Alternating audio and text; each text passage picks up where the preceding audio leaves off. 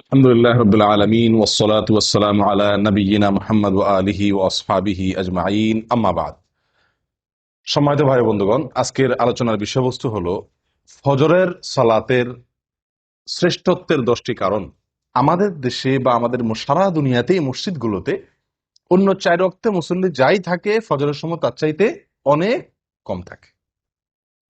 যেই ওয়াক্তের গুরুত্ব সবচাইতে বেশি ওই ওয়াক্তে মুসল্লির পরিমাণ সবচাইতে কম, অথচ অন্য 4 ওয়াক্তে মুসল্লি এলাকায় নাও থাকতে পারে। জোহরের সময় কোনো ডিউটিতে কেউ থাকতে পারে, আসরের সময় কোথাও যেয়ে থাকতে পারে, মাগরিব এশায় বাজার ঘাট কেনাকাটি মার্কেটিং বা অন্য কোনো কাজে মানুষ ব্যস্ত থাকতে পারে, মহল্লায় নাও থাকতে পারে। ফজরের সময় প্রত্যেকটা মানুষ কোথায় আছে? মহল্লায় আছে। একান্ত 2-1 বাদে প্রায় সবাই মহল্লায় আছে।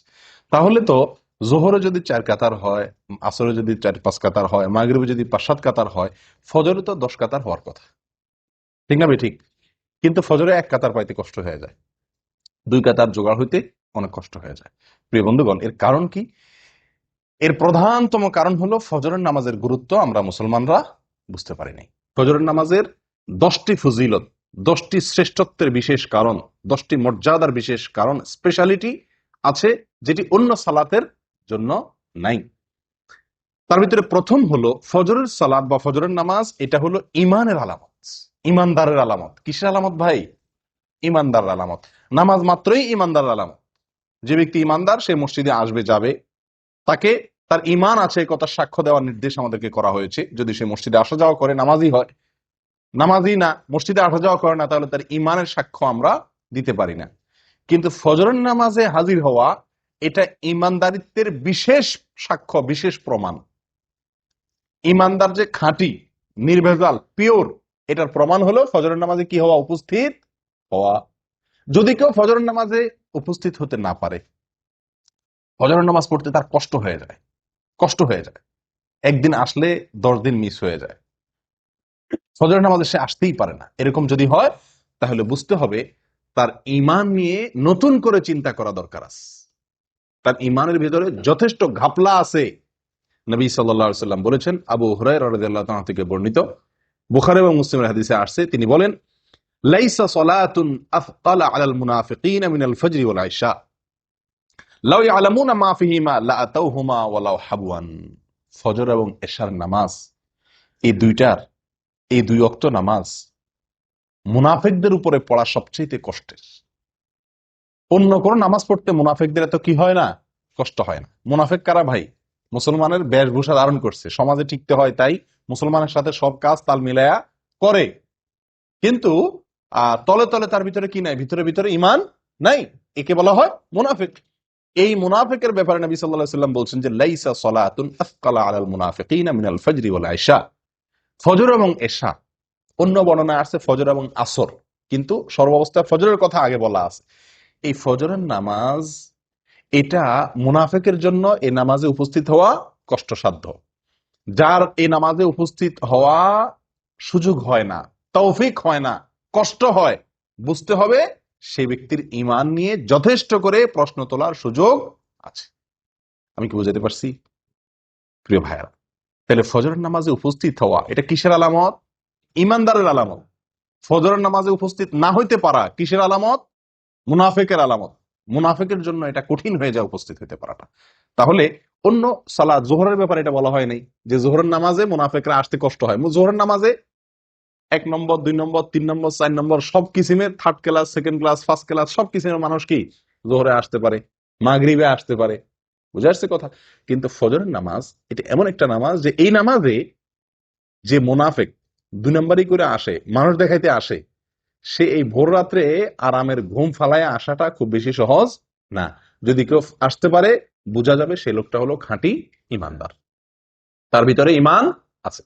প্রিয় ভাইরা, তাহলে এই কোষ্টি পাথরে আজকে যাচাই করলে বহু লোক ইমানদারিত্বের পরীক্ষায় উত্তীর্ণ হওয়া কঠিন হয়ে যাবে। ইমানদারিত্বের প্রমাণ দেওয়া অনেকের জন্যই কি কষ্টকর হয়ে যায়। প্রিয় ভাইরা, তাহলে ফজরের নামাজের প্রথম ফজিলতের বিষয় হলো এটি ইমানদারের আলামত। কার আলামত? ইমানদার আলামত। ফজরের নামাজে উপস্থিত হইতে পারা মুনাফিকি থেকে মুক্তির একটি অন্যতম উপায়। আপনি মুনাফিকি থেকে নিজে মুক্ত, এটা প্রমাণ করার অন্যতম উপায় হলো ফজরের নামাজে কি হওয়া, উপস্থিত হতে পারা।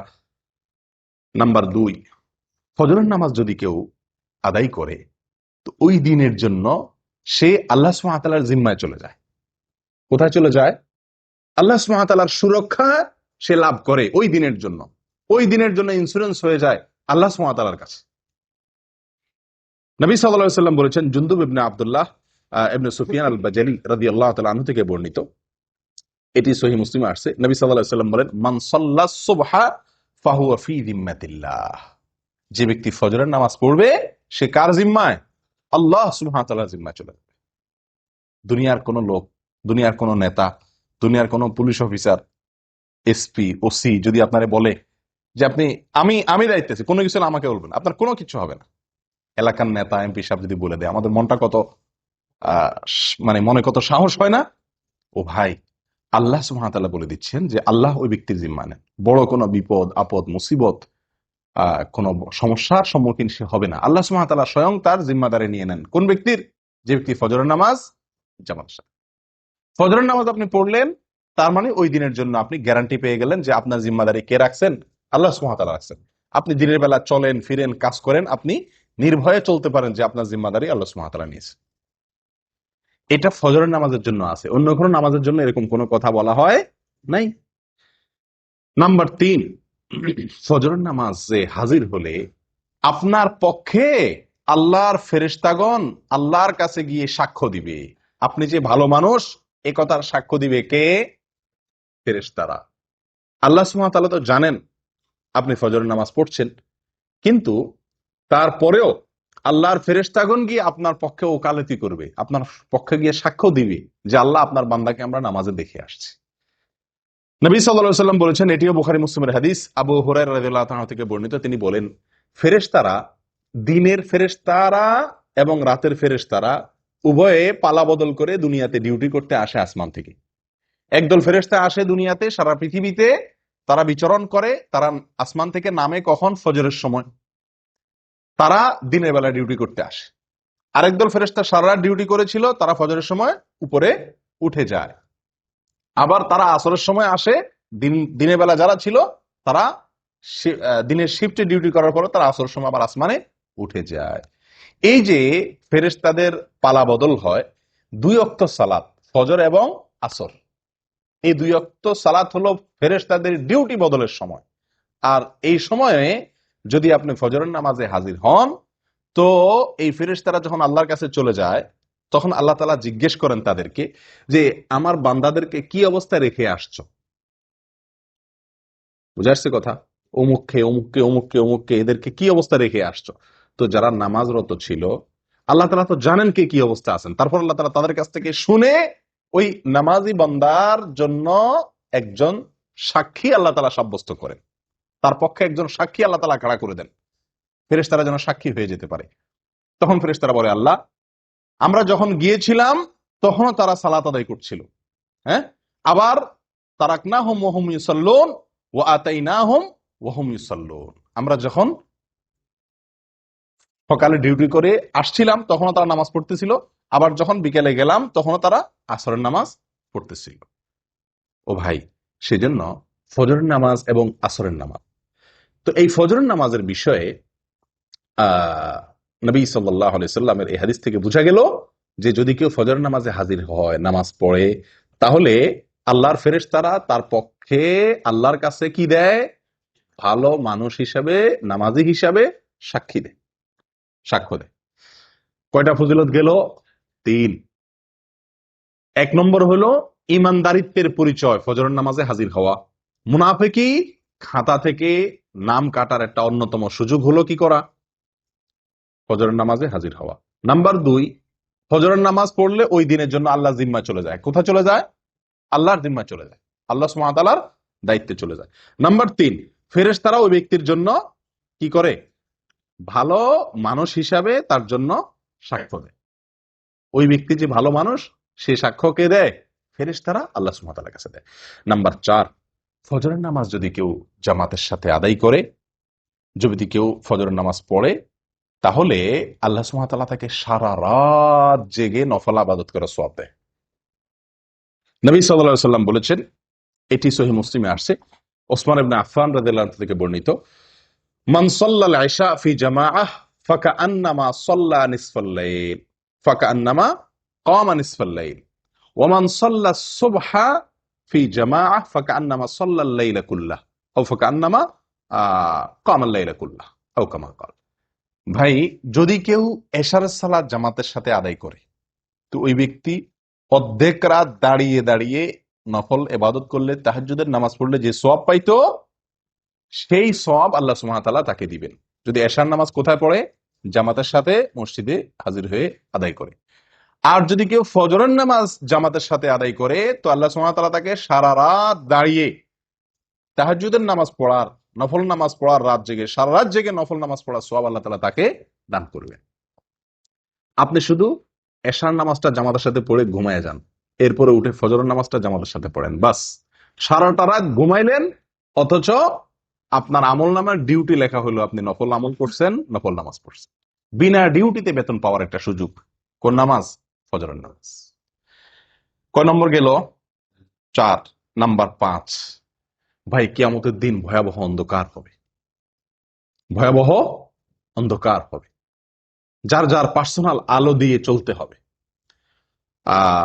বিভিন্ন পরিবেশ, বিভিন্ন পরিস্থিতি কিয়ামতের ময়দানে তৈরি হবে।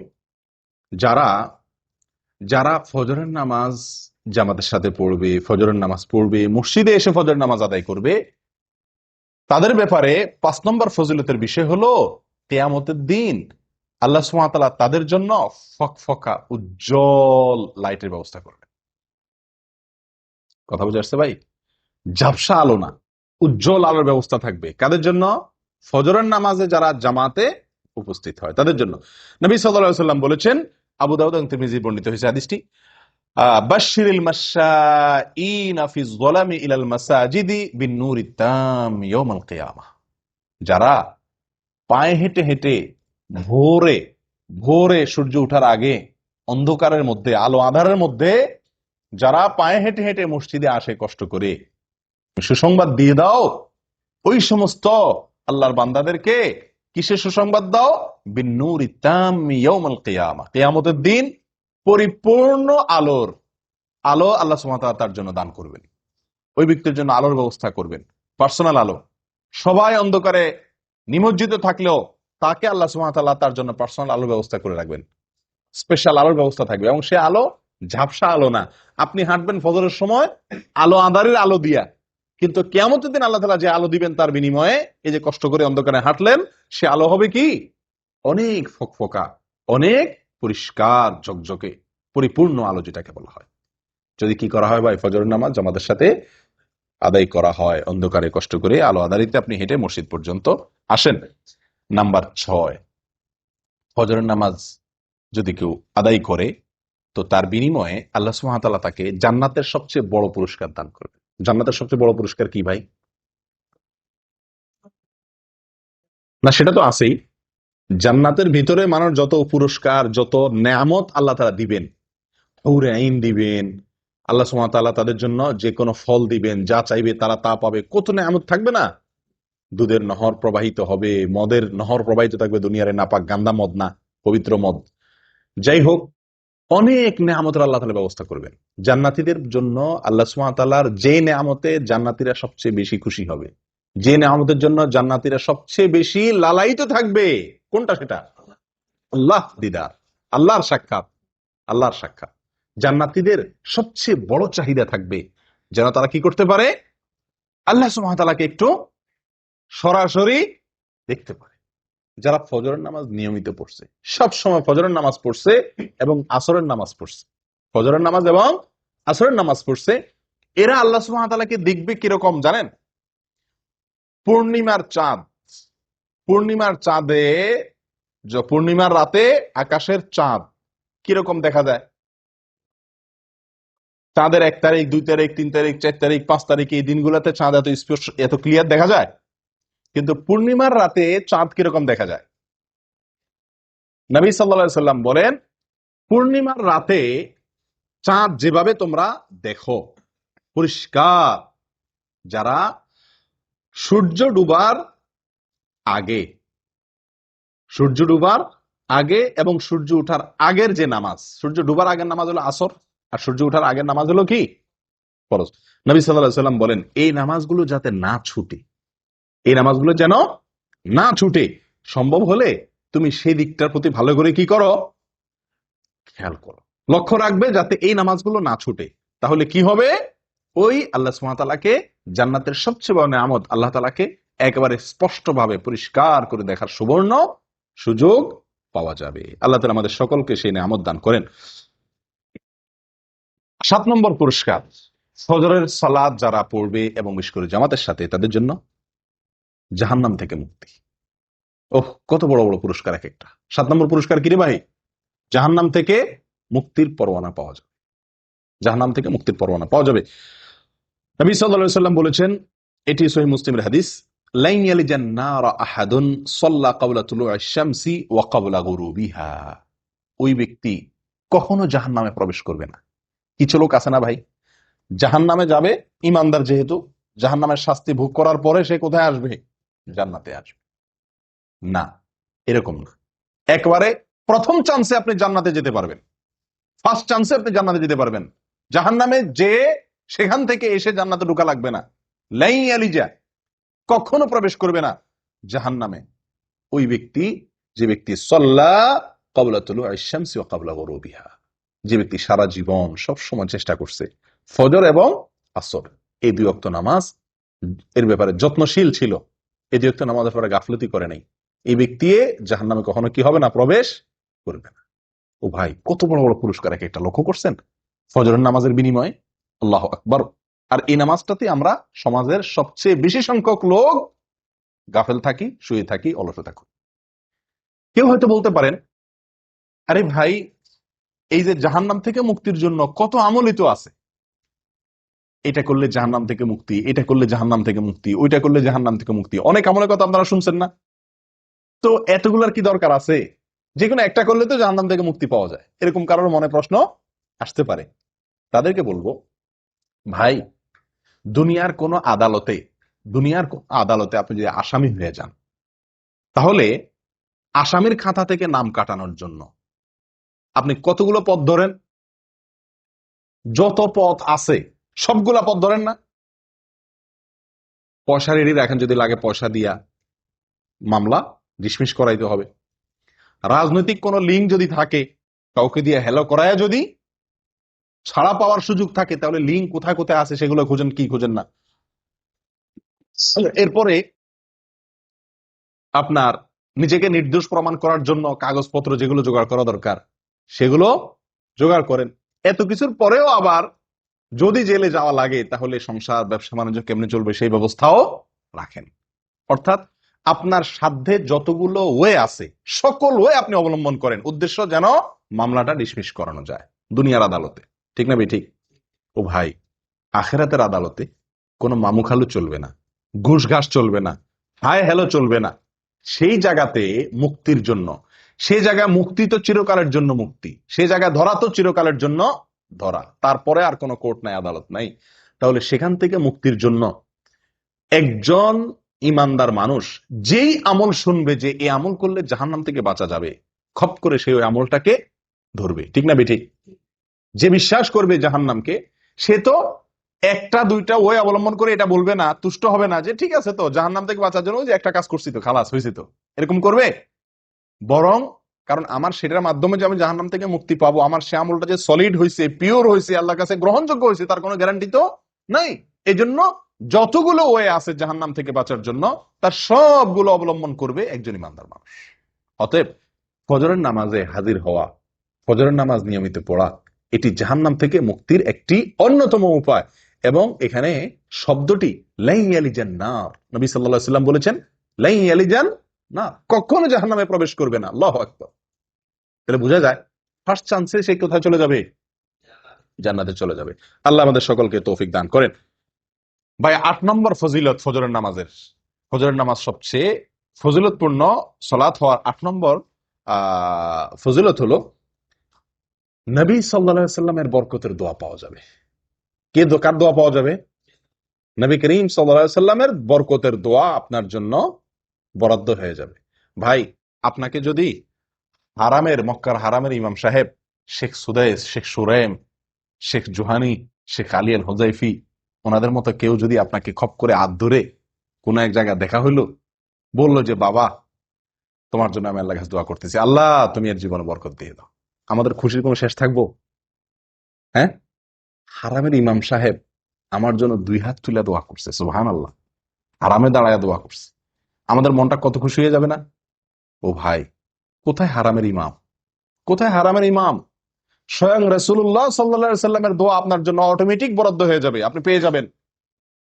কি করলে? ফজরের নামাজ আদায় করলে। নবী সাল্লাল্লাহু আলাইহি সাল্লাম দোয়া করছেন, আল্লাহুম্মা বারিক লি উম্মতি ফি বুকুরিহা, আল্লাহুম্মা বারিক লি উম্মতি ফি বুকুরিহা, হে আল্লাহ আমার উম্মতের জন্য সকালের সময় আপনি বরকত দান করবেন। আল্লাহুম্মা বারিক লি উম্মতি ফি বুকুরিহা, হে আল্লাহ সকালের যে সময়, ভোরবেলা, এই সময়টাতে আমার উম্মতের জন্য আপনি বরকতের ফায়সালা, বরকতের বরাদ্দ করিয়েন। দোয়া করছেন কে? নবী সাল্লাল্লাহু আলাইহি সাল্লাম। এই দোয়া সুনানে আবু দাউদে এবং মুসনাদে আহমদে বর্ণিত হয়েছে। ও ভাই, তাহলে ফজরের নামাজে যদি কেউ ঘুমে থাকে, সে কি নবী সাল্লাল্লাহু আলাইহি সাল্লামের এই বরকতের ভাগী হবে? কেউ যদি ফজরের নামাজ জামাতের সাথে না পড়ে, সে কি বরকতের ভাগীদার হবে? যে ব্যক্তি আল্লাহর হুকুম পালন করবে, ফজরের জামাতে হাজির হবে, সেই ব্যক্তি নবী সাল্লাল্লাহু আলাইহি সাল্লামের বরকতের দোয়া পাবে, তার ভাগীদার সে হবে। কারণ সকালের এই সময়টাতে বরকতের দোয়া করছেন কে? নবী সাল্লাল্লাহু আলাইহি সাল্লাম। অতএব এই সময় যদি আমি ইবাদত করি, তো আমার ইবাদতের মধ্যেও কি হবে? নিঃসন্দেহে বরকত হবে। এটা বরকত নেওয়ার সময়, বরকত নাজিলের সময়। এই সময় ঘুমায় থাকলে সে বরকত থেকে কি হবে? বঞ্চিত হবে। 8 নম্বর ফজিলত গেল। 9 নম্বর হলো ভাই, দুনিয়া এবং দুনিয়ার মধ্যে যা কিছু আছে, দেখেন এক একটা পুরস্কার দেখেন, সুবহানাল্লাহ, ফজরের নামাজের বিনিময়ে। দুনিয়া এবং দুনিয়াতে যা কিছু আছে, সারা পৃথিবী এবং পৃথিবীতে যত কিছু আছে, এই সব কিছু থেকে উত্তম ফজরের 2 রাকাত নামাজ, ফজরের 2 রাকাত সালাত। দুনিয়া এবং দুনিয়ার ভিতরে যা কিছু আছে সবকিছু থেকে উত্তম। সহিহ মুসলিমের হাদিসে আসছে, নবী সাল্লাল্লাহু আলাইহি সাল্লাম বলেছেন, রাকাতাল ফজর খায়রুম মিনাদ দুনিয়া ওয়া মা ফিহা। আল্লাহু আকবার। রাকাতাল ফজর খায়রুম মিনাদ দুনিয়া ওয়া মা ফিহা। ফজরের 2 রাকাত নামাজ দুনিয়া এবং দুনিয়ার ভিতরে যা কিছু আছে সব কিছুর মালিক হওয়ার চাইতে, সকল কল্যাণের চাইতে বেশি কল্যাণের, বেশি মর্যাদার, বেশি শ্রেষ্ঠ ফজরের 2 রাকাত নামাজে, ফরজ নামাজে হাজির হওয়া বা ফজর নামাজ পড়া। কথা বুঝতে পারছি ভাই? চিন্তা করেন, সারা পৃথিবীকে এক পাল্লা রাখলেন, আর কেউ 2 রাকাত ফজর নামাজ পড়লো, তো এই যে একটা আমল করলো, এই আমলটির মর্যাদা, এর শ্রেষ্ঠত্ব ওই সারা দুনিয়ার মালিক হওয়ার চাইতে বেশি আল্লাহ সুবহানাহু ওয়া তাআলার কাছে। কয় নম্বর গেল ভাই? 9 নম্বর। 10 নম্বর। 10 নম্বরটা হলো দুনিয়াবি। শেষের 3টাই দুনিয়াবি বলা যেতে পারে, দুনিয়াবি লাভ। প্রথম যে 3টা বলছিলাম সেগুলো হলো আখিরাতের লাভ, প্রথমগুলা। শেষের 3টা নবী সাল্লাল্লাহু আলাইহি সাল্লামের বরকতের দোয়া সকালবেলা সময়টার জন্য। তারপরে যায় দুনিয়া এবং দুনিয়ার মধ্যে যা কিছু আছে সবচাইতে উত্তম হওয়া। 3 নম্বর হলো মানসিক প্রফুল্লতা অর্জন হবে। ফজরের নামাজ যদি কেউ পড়ে, তাহলে কি হবে ভাই? মানসিক প্রফুল্লতা অর্জন হবে, মনটা ফুরফুরা হয়ে যাবে, মনটা ভিতরে এক ধরনের স্ফূর্তি অনুভব হবে, ঝরঝরা লাগবে, নিজেকে কি লাগবে? ঝরঝরা লাগবে, নির্ভার লাগবে, ফুরফুরা লাগবে, যদি আপনি কি করেন? ফজরের নামাজ আদায় করেন। এবং এই পুরস্কারটি একেবারে বাস্তবিক, অর্থাৎ এই পুরস্কারটি আমরা নিজেরা সরাসরি ফিল করতে পারি, অনুভব করতে পারি, এরকম পুরস্কার। এটার জন্য অপেক্ষা করতে হবে না যে আপনি মারা যাবেন তারপরে পাবেন, না, এটা নগদ পুরস্কার। ফজরের নামাজের নগদ পুরস্কার হলো শেষের পুরস্কারটা। সেটা কোনটা? ফজর নামাজ আদায় করলে মনটা কি হয়ে যাবে? হালকা হয়ে যাবে, নির্ভার হয়ে যাবে, পাতলা হয়ে যাবে, ফুরফুরে হয়ে যাবে, ঝরঝরা হয়ে যাবে, প্রফুল্ল হয়ে যাবে। কিভাবে? তার বিবরণ নবী সাল্লাল্লাহু আলাইহি ওয়াসাল্লাম আমাদেরকে শুনাইছেন সহিহ বুখারী এবং মুসলিমের হাদিসে। তিনি বলেন, মানুষ যখন ঘুমায় ভাই রাতে, তো শয়তান তার কপালে 3টা গিরা দেয়। শয়তান তার কপালে কয়টা গিরা দেয়? 3টা গিরা দেয়। গিরা দেওয়া মানে কি? গিরা দেওয়া মানে হলো, আমি বলি যে মানে মাথা টিপে, আর মাথা টিপে, মাথা টিপার মতো কাজ করে আর কি তার এই গিরাগুলা। উদ্দেশ্য, এই গিরা দেওয়ার উদ্দেশ্য হলো সে যাতে শোয়া থেকে কি করতে না পারে, উঠতে না পারে, সেজন্য তার কপালে এই গিরা দিয়ে রাখে। এই গিরা দিলে হয়তো, মানে কিভাবে সে গিরা দেয়, গিরা তার দেখা যায় না, হয়তো বা মানুষের যাতে ঘুম আরামের সাথে আসে বা অলসতা আসে, এই জাতীয় কোনো অদৃশ্য গিরা দেয় কে? শয়তানে, চিরশত্রুয়ে, চিরশত্রুয়ে, চিরদুষ্টুয়ে আমাদের মাথা কপালে 3টা গিরা দেয় ঘুমাইলে। এরপরে যখন ফজরের সময় হয়, ভোরবেলা হয়, আল্লাহর কোনো বান্দা যদি তার ভিতরে ইমানের শক্তি থাকে, তার ভিতরে যদি কি থাকে, ইমানের শক্তি থাকে, আর কোন রকম একটু সাহস করে বাহাদুরের মতো কম্বলটা ফেলা দিয়ে এরকম উঠতে পারে, তো সঙ্গে সঙ্গে শয়তান মিয়ার একটা গিরা কি হয়ে যায়, খুলে যায়। শয়তানের কি হয়ে যায়, একটা গিরা খুলে যায়।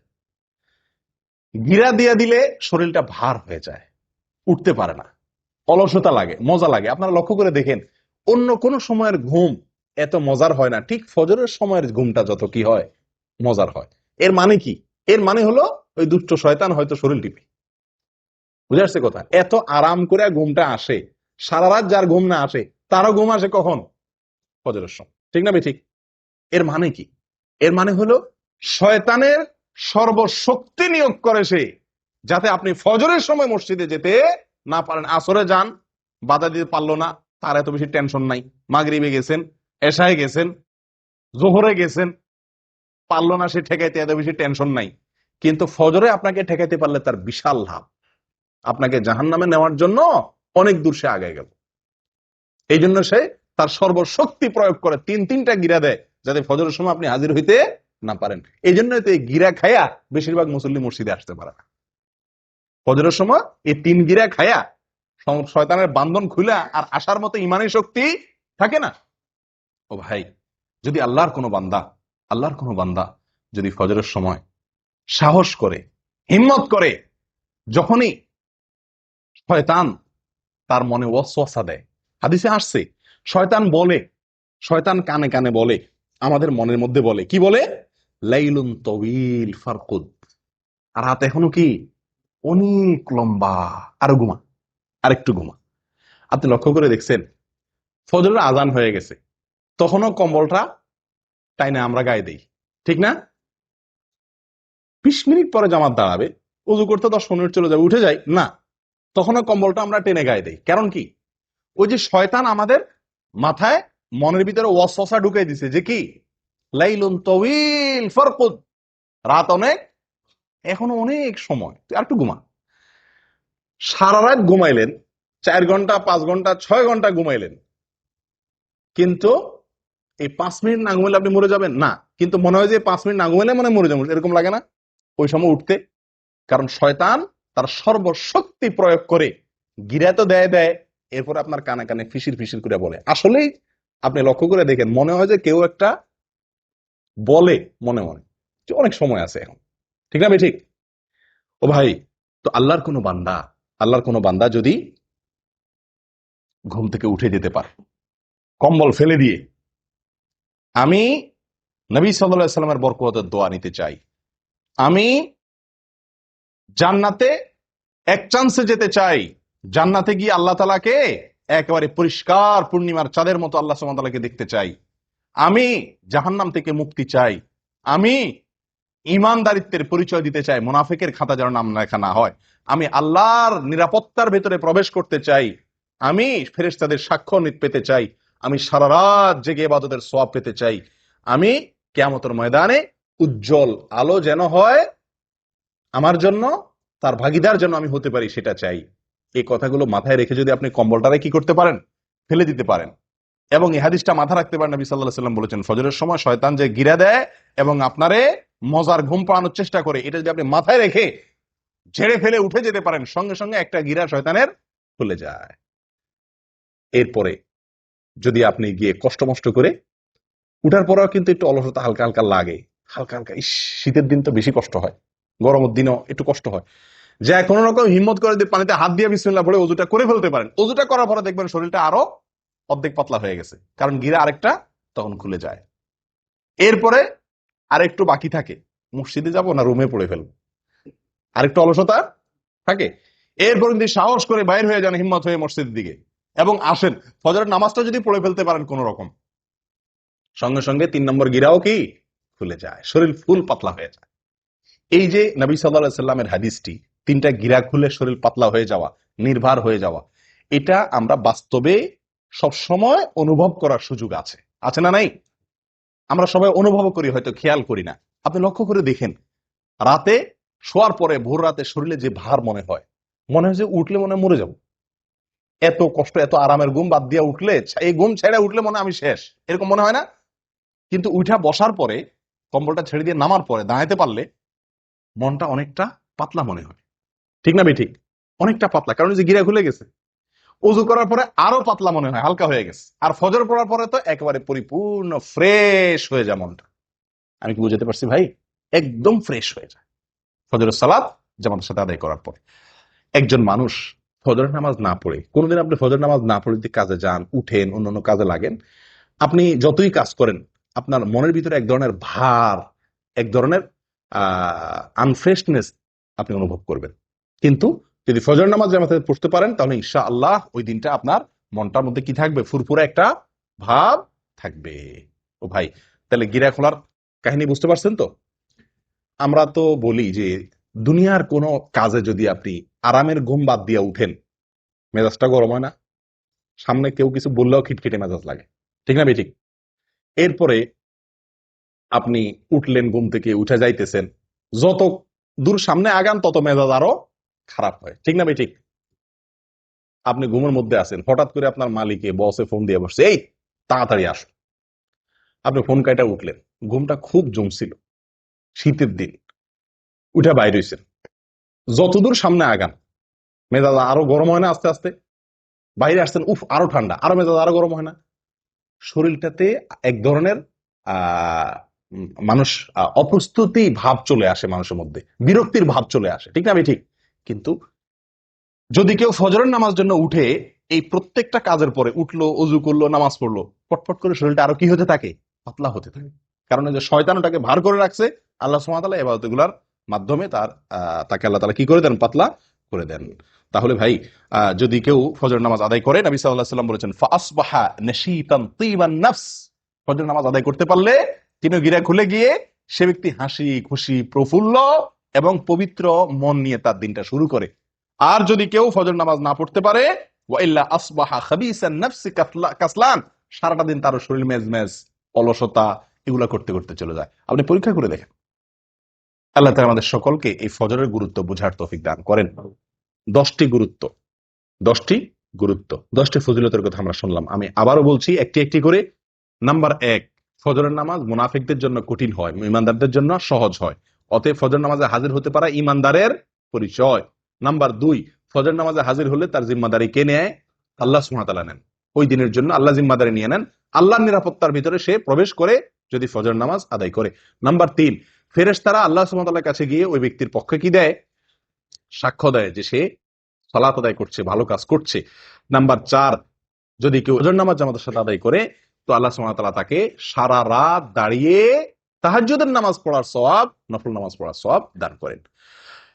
নাম্বার 5, ফজর নামাজ যদি কেউ জামাতের সাথে পড়ে, আলো আঁধারিতে কষ্ট করে মসজিদে আসে নিয়মিত, তো আল্লাহ সুবহানাহু ওয়া তাআলা তার বিনিময়ে কিয়ামতের দিন তাকে পরিপূর্ণ আলোর ব্যবস্থা করেন, তার জন্য স্পেশাল, তার জন্য আলোর ব্যবস্থা করেন কিয়ামতের দিন। 6 নম্বর পুরস্কার হলো আল্লাহ সুবহানাহু ওয়া তাআলাকে দেখা জান্নাতীদের সবচেয়ে বড় পুরস্কার, সবচেয়ে বড় পুরস্কার। এই পুরস্কারটি সে শুধু পাবে তা নয়, পূর্ণিমার চাঁদ যেরকম মানুষ দেখতে পারে পূর্ণিমার রাতে, আল্লাহ সুবহানাহু ওয়া তাআলাকে সেই এরকম পরিষ্কার ভাবে দেখতে পারবে। এবং সে না, সব জান্নাতীরা কেউই ভিড় করবে না আল্লাহকে দেখার জন্য। দেখার জন্য একটা জিনিস দেখতে গেলে, অনেক লোক দেখতে গেলে ভিড় করে অনেক সময় দেখা লাগে না, আল্লাহ সুবহানাহু ওয়া তাআলাকে সেরকম ভিড় করে দেখতে হবে না। এক কথা, আল্লাহ সুবহানাহু ওয়া তাআলার সাথে সাক্ষাৎ নসিব হবে, দিদার নসিব হবে। কি করলে? ফজর নামাজ জামাতের সাথে আদায় করলে, নিয়মিত আদায় করলে। 7 নম্বর আমল ভাই, 7 নম্বর আমল হলো জাহান্নাম থেকে মুক্তির পরোয়ানা পাওয়া যাবে। কোত্থেকে? জাহান্নাম থেকে মুক্তি। ওই ব্যক্তি জাহান্নামে প্রবেশ করবে না যে ব্যক্তি আসর এবং ফজরের নামাজের যত্ন করবে। নবী সাল্লাল্লাহু আলাইহি ওয়াসাল্লাম তাকে পরামর্শ দিয়েছেন আমাদেরকে, তোমরা যদি সম্ভব হয় চেষ্টা করো যেন আসর এবং ফজরের নামাজ কখনো না ছুটে তোমাদের। বুঝে আসছে কথা? তাহলে কি হবে? নবী সাল্লাল্লাহু আলাইহি ওয়াসাল্লাম বলেছেন জাহান্নামে প্রবেশ সে ব্যক্তি করবে না। 8 নম্বর আমল হলো সকালের সময়ের জন্য নবী সাল্লাল্লাহু আলাইহি ওয়াসাল্লাম কি করছেন? দোয়া করেছেন। কিসের দোয়া করছেন? বরকতের দোয়া করেছেন। তো এই ফজরের সময়টা, এই সময়টার জন্য নবী সাল্লাল্লাহু আলাইহি ওয়াসাল্লাম বরকতের দোয়া করছেন। কেউ যদি ফজরের নামাজ পড়ে উঠে আল্লাহর ইবাদত করে, তাহলে সে নবী সাল্লাল্লাহু আলাইহি ওয়াসাল্লামের কেমন যেন সে কি হলো? বরকতের ভাগীদার হয়ে গেল। এই টাইমে যে কাজ করবে ওই কাজে তার বরকত হবে। 9 নম্বর হলো ভাই, ফজরের নামাজের 2 রাকাত ফরজ নামাজ আদায় করা দুনিয়া এবং দুনিয়ার মধ্যবর্তী সব কিছুর মালিক হওয়ার চাইতে বেস্ট এবং শ্রেষ্ঠ সম্পদশালী সে ব্যক্তি হয়ে গেল। 10 নম্বর হলো ফজর নামাজ যদি জামাতের সাথে আদায় করেন তাহলে মনটা প্রফুল্ল হয়ে যাবে, হাসি খুশি হয়ে যাবেন, নির্ভার হয়ে যাবে, পাতলা হয়ে যাবে, এবং এভাবে আপনার সারাটা দিন কাটবে। কয়টা ফজিলত গেল? 10টা। 11 নম্বর একটা সম্পূরক ফজিলতের কথা বলি, সেটাও দুনিয়াবী ফজিলত। সেটা হলো স্বাস্থ্যের দিক থেকে একজন মানুষ যদি ফজর নামাজে উঠে আহ অনেক রোগ বালাই থেকে আল্লাহ তাআলা তাকে হেফাজত করে। যে ব্যক্তি সকালে ঘুমায় থাকে ওই ব্যক্তির চাইতে যে ব্যক্তি সকালে উঠে, ওই ব্যক্তির জন্য স্বাস্থ্যগত দিক থেকে সে ব্যক্তি অনেক বেশি ভালো থাকে। দেখুন আমাদের ইয়েতে উর্দুতে একটা প্রবাদ বা হিন্দিতে একটা প্রবাদ আছে, সুবাহ কি হাওয়া হাজার বিমারিও কি দাওয়া। সকালবেলার হাওয়া এটা হাজার হাজার রোগের ঔষধ। একজন মানুষ যদি ফজরের নামাজের সময় উঠে, ফজরের নামাজের সময় মসজিদে আসে পায়ে হেঁটে, তাহলে সকালে হাওয়া তার গায়ে লাগবে কি লাগবে না? যে ঘুমা রয়েছে 7টা 8টা বাজে উঠছে তার তো এই নসিব হয় নাই। তাহলে স্বাস্থ্যের জন্য এটা কি অত্যন্ত ভালো, সকালে ফজর নামাজ জন্য উঠতে পারা। ও ভাই, আমাদের বিশেষ করে প্রবাসে এবং দেশেও বহু লোককে দেখা যায় ফজরের নামাজ পড়ে। কখন পড়ে? সূর্য ওঠার পরে, মানে তার মন মতো, সোজা কথা সকাল 7টা অথবা 8টা বাজে ফজরের নামাজ পড়ে। আবার হাদিসও দেয় অনেকে। হাদিস কি? নবী সাল্লাল্লাহু আলাইহি ওয়াসাল্লাম বলেছেন, মান নামা আন সালাতিন আও নাসিয়াহা ফালইউসাল্লিহা ইযা যাকারাহা ফাইন্না যালিকা ওয়াক্তুহা। নবী সাল্লাল্লাহু আলাইহি ওয়াসাল্লাম বলেছেন, যদি কেউ ঘুমায় যায়, ঘুমের কারণে উঠতে না পারে, হ্যাঁ, অথবা ভুলে যায়, তাহলে তার যখন স্মরণ হবে বা ঘুম ভাঙবে তখনই তার নামাজ পড়বে, তার গুনাহ হবে না, ওইটাই তার জন্য নামাজ। বাহ! এই হাদিস দেখায় 12 মাস বহু লোক আছে ওই ফজরের নামাজের সময় উনি ঘুমায় থাকেন। উনি 8টা বাজে 7টা বাজে 9টা বাজে উঠা মাশাআল্লাহ করে নামাজ পড়েন, এবং এটা 12 মাস বা বেশিরভাগ সময়। এরকম বহু লোক আছে না? আমি বহু লোক দেখছি, জিজ্ঞাসা করছি তো উনি হাদিস শুনে দিয়েছেন। নবী সাল্লাল্লাহু আলাইহি ওয়াসাল্লাম বলছেন ঘুমায় গেলে মাফ, ঘুম থেকে উঠে পড়বেন। বাহ! ঘুমায় গেলে কার জন্য মাফ? যে ব্যক্তি ঘুম থেকে উঠতে পারে নাই, কদাচিৎ হঠাৎ একদিন ঘটে গেছে, অ্যালার্ম দিয়ে রাখছে, সবারে বলে রাখছে, আজানও শুনে নাই, সবগুলো মিস হয়ে গেছে, ঘুম এত ভার হয়ে গেছে, অ্যাক্সিডেন্টলি একদিন হয়ে গেছে, তার জন্য এটা। নবী সাল্লাল্লাহু আলাইহি ওয়াসাল্লামের নিজেরও একদিন ফজর নামাজ ছুটে গেছে। ঘুম থেকে উঠছেন সূর্য ওঠার পরে, ওনার সাথে সব সাহাবীরা মিলে সফরে ছিলেন, শরীর ক্লান্ত ছিল, ঘুম আসছে, একজনকে উনি পাহারাদার রাখছেন। অ্যালার্ম ঘড়িতে তখন ছিল না, একজনকে পাহারাদার রাখছেন, বলছেন তুমি ডাইকে দিবা। এই বেচারারও কি এসে গেছে, ঘুম এসে গেছে। আসলে এবার সবাই ঘুম, ফজরের নামাজের রক্ত শেষ, সূর্য উঠে গেছে, যখন রোদ লাগা শুরু হয়েছে এবার সবাই আস্তে আস্তে ঘুম ভাঙছে। নবী সাল্লাল্লাহু আলাইহি সাল্লামকে আল্লাহ সুবহানাহু ওয়া তাআলা এই এক ওয়াক্ত জীবনে ফজর নামাজ দেরি করায়া পড়াইছেন আমাদের শেখার জন্য। আমাদের কিসের জন্য? শেখার জন্য, যেন এরকম জীবনে হইলে কি করব সেই পদ্ধতি আমরা জেনে নিতে পারি। কিন্তু এটা ওনার জীবনে কয়বার হয়েছে? একবার। আর আপনি প্রতিদিন সে কাম করবেন। ওনার যুগে তো অ্যালার্ম আলা ঘড়ি ছিল না, মসজিদের মাইকের আজান শোনা যেত না। আপনার যুগে সব ব্যবস্থা আছে, আপনি 4বার 5বার অ্যালার্ম দেন, মাশাআল্লাহ, বিমান তো মিস হয় না, রেলগাড়ি তো মিস হয় না, ডিউটি টাইম তো মিস হয় না, ফজর কেমনে মিস? হ্যাঁ, ওখানে তো মিনিট সেকেন্ড হিসাব করে আসেন, ফজর নামাজ তো মিনিট সেকেন্ড হিসাব করে আসার দরকার হয় না, ঠিক না ঠিক? তাহলে এখানে কিভাবে মিস হয়? এগুলো সব হলো গাফলতি, এগুলো সব হলো কি? গাফলতি। আল্লাহ সুবহানাহু ওয়া তাআলা বলেছেন, ফাওয়াইলুল লিল মুসাল্লিন আল্লাযীনা হুম আন সালাতিহিম সাহুন। নামাজ পড়লেই শুধু হবে না, গাফলতি করবেন, অলসতা করবেন, 4 ওয়াক্ত পড়বেন, 1 ওয়াক্ত পড়বেন না, এই টাইপের মুসল্লি সবচাইতে আজকে বেশি। 4 ওয়াক্ত হাজির হয়, ফজরে আসে না, 3 ওয়াক্ত হাজির হয়, 2 ওয়াক্ত পড়ে না সুবিধা মতো, অথবা যখন উঠে তখন। ভাই, এভাবে আদায় করলে কখনো নাজাত বা মুক্তি পাওয়া যাবে না। যে নামাজটা সবচেয়ে গুরুত্বপূর্ণ, যে নামাজটা পড়তে কষ্ট হয়, এটার মর্যাদা সবচেয়ে বেশি, এটার গুরুত্ব সবচেয়ে বেশি দিতে হবে। অতএব আপনি এই অজুহাত দিতে পারবেন না যে আমি ঘুমায় গেছি এই জন্য 8টা 9টা বাজে উঠা পড়ছি, এটা একদিন হতে পারে, সবসময় হতে পারে এটা? আপনি যদি অ্যালার্ম দিয়ে রাখেন, বেনামাজি লোক থাকলে বাদ দেন, আজকে দেরিতে শুয়েছি সেজন্য নামাজ বাদ গেছে, তাহলে কালকে আমি তাড়াতাড়ি শুয়ে যাই। চেষ্টা করলে এই সমস্যা থেকে বের হয়ে আসা সম্ভব কি সম্ভব না? অতএব 12 মাসের জন্য 8টা 9টা বাজে যারা নামাজ পড়েন তারা জেনে রাখবেন তাদের এই নামাজ মন মতো নামাজ হবে। কোম্পানির ডিউটি আপনাকে একটা টাইম বেঁধে দিয়েছে এতটা থেকে এতটা, আপনি মন মতো অন্য টাইমে যা ডিউটি করে চলে আসছেন, কি বলেন? বেতন দিবে আপনারে? আপনাকে বলছে 8টা টু 5টা তোমার ডিউটি, আপনি 8টা টু 5টা অন্য কোনো কাজ করে ঘুরে ঘেরা সমনষ্ট করে ঘুমায় টুমায় থাকলেন, 5টার পরে যায় কেউ নাই, আপনি ঘুরে ঘেরা 5টার পরে 8 ঘন্টা যায় বয়ে থাকলেন, টুকটাক কিছু কাম কাজ করলেন, মাস শেষে করলেন বেতন দেন, আপনার দিবে কেউ বেতন? কোনো পাগলে? আল্লাহ সুবহানাহু ওয়া তাআলা বলেছেন ইন্নাস সালাতা কানাত আলাল মুমিনিনা কিতাবাম মাওকুতা, সালাত নির্দিষ্ট সময় আল্লাহ তাআলা নির্ধারিত করে রাখছেন, নির্দিষ্ট সময়, ওই সময় পড়তে হবে। আপনার মন মতো 9টা বাজে ঘুম থেকে উঠে ফজর পড়লে আদায় হবে না। এটা হঠাৎ একদিন হতে পারে বিশেষ কোনো কারণে, বিশেষ কোনো অজুহাতে। ও ভাই, ফজরের এই নামাজটির গুরুত্বের আরো কয়েকটি দলিল আছে ভাই। কোরআনে আল্লাহ সুবহানাহু ওয়া তাআলা শপথ করেছেন সকালের সময়টা, দিন এবং রাতে 24 ঘন্টার ভিতরে যে কয়েকটি সময় সবচেয়ে মূল্যবান তার ভিতরে একটা হলো এই সকালবেলা। আল্লাহ সুবহানাহু ওয়া তাআলা কোরআনে শপথ করেছেন ওয়াল ফাজরি ওয়া লায়ালিন আশ, ফজরের শপথ, কারণ ফজর টাইমটা গুরুত্বপূর্ণ। আল্লাহ সুবহানাহু ওয়া তাআলা বলেছেন ওয়াস সুবহি ইযা আসফার, বলছেন কি বলেন নাই? সকালের শপথ, কারণ সকালের টাইমটা গুরুত্বপূর্ণ, ভোরের টাইমটা। আল্লাহ সুবহানাহু ওয়া তাআলা এরকম কোরআনে বহু জায়গায় এরকম নির্দেশ করেছেন। এই জায়গায় বলেছেন ওয়াসাব্বিহ বিল আশি ওয়াল ইবকার, সকালে এবং সন্ধ্যায় এই দুই টাইমে আল্লাহর পবিত্রতা বর্ণনা করো, ইবাদত করো, নামাজ পড়ো। ও ভাই, তাহলে এই টাইমটার গুরুত্ব বোঝা গেছে তো? অতএব এই টাইমটার প্রতি যত্ন রাখতে হবে। ভাই, ফজর নামাজ পড়তে কষ্ট কেন হয়? এর প্রধান কারণ হলো রাতে দেরিতে শোয়া। ফজরের নামাজ জামাতের সাথে পড়তে না পারা, টাইম মতো পড়তে না পারা, উঠতে না পারার মূল কারণ কি? রাতে দেরিতে শোয়া।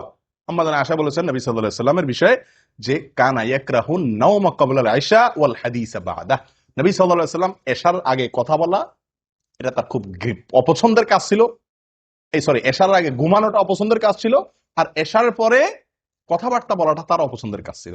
দিনী কথা, স্বামী স্ত্রীর কোনো দরকারি কথা, এটা ছাড়া অন্য কোনো কথা তার পছন্দ ছিল না। আর আমাদের আড্ডাবাজি শুরুই হয় কখন?